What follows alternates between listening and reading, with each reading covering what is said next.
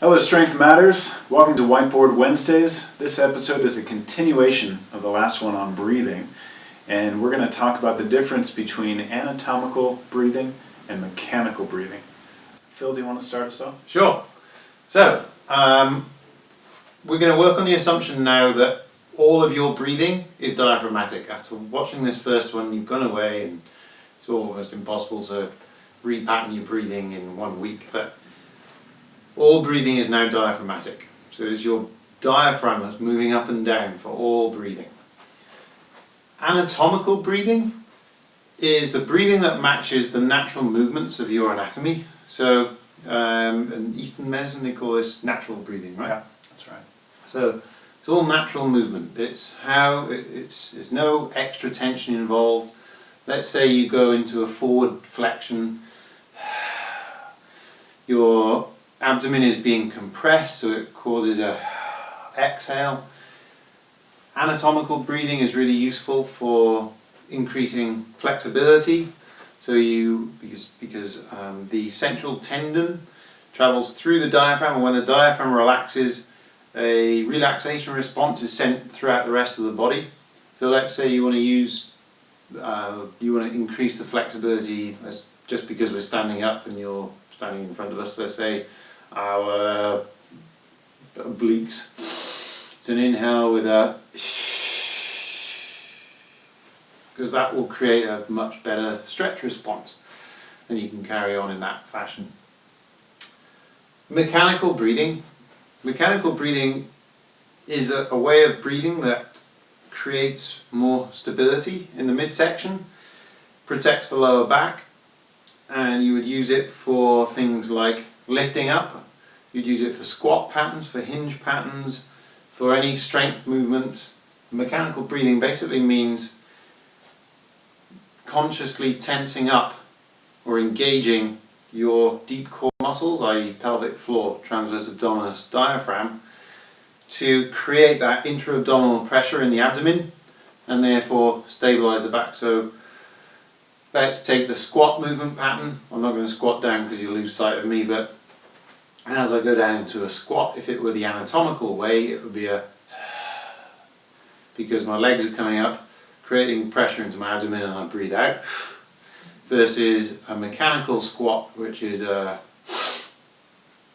so at the bottom of the squat you feel really strong, you're holding tension, and all the pressure that's pushed down to the floor through your legs goes straight up into the torso and brings you back up as efficiently as possible. First off, a lot of anatomical or natural breathing not only is how we go about the day, but can help us in terms of mobility, can help us go a little bit farther in terms of flexibility. But it's not without its pairing here. So mechanical breathing is creating this stability, which is a tremendous opportunity even for flexibility. So if we start off that forward bend with mechanical breathing, we are taking advantage of all that tissue tension, that pressurization that Phil talked about. The body can trust that stability to go pretty far into that movement. When we then breathe out at the end, there's that added bit, that extra, that's just a great opportunity. So mechanical breathing is just so valuable for anything power and strength related, but it's also a good foundation to then take you that a little bit further with any mobility, flexibility stuff. Yeah. So we're going to save this for another Whiteboard Wednesday, but I'll cover it quickly. In my opinion, the Valsalva maneuver is a cheat for people who cannot consciously engage their pelvic floor, their transverse abdominis, and their diaphragm. Allow me to explain. So somebody with a strong neural connection with those deep core muscles I just mentioned, in the same way that most people watching can flex their index finger very easily because their brain has a very strong neurological connection to there. People with a very strong neurological connection to their diaphragm, transverse abdominis, pelvic floor, can do exactly the same thing. They have that level of control. They can tense up different parts of their pelvic floor. their transverse abdominis, the diaphragm. I'm not quite at that level yet, but I know people who are.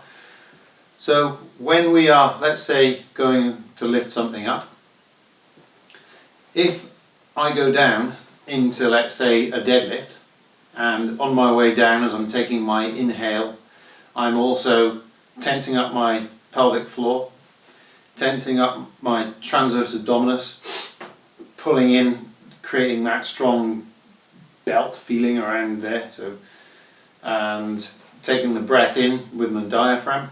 I'm creating really strong intra-abdominal pressure as I go down, thereby giving me a lot of strength and power to come back up again.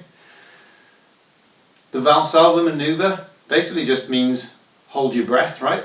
So it's like, and you'll see people in gyms who are lifting a lot of weight, you'll see their veins popping out of their neck and of their forehead, and they're like, and you see them going purple.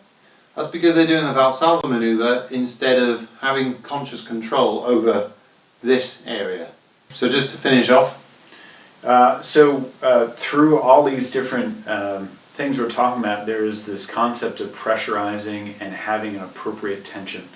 It can go wrong. We can lose that pressure in a consistent way, and it can come up, affect blood pressure, affect vision and other things. So we need to learn to equalize that pressure and tension so it's connected and healthy. And this is just a great opportunity to start thinking about the difference between anatomical breathing and mechanical breathing. I think you can find a lot of opportunity there.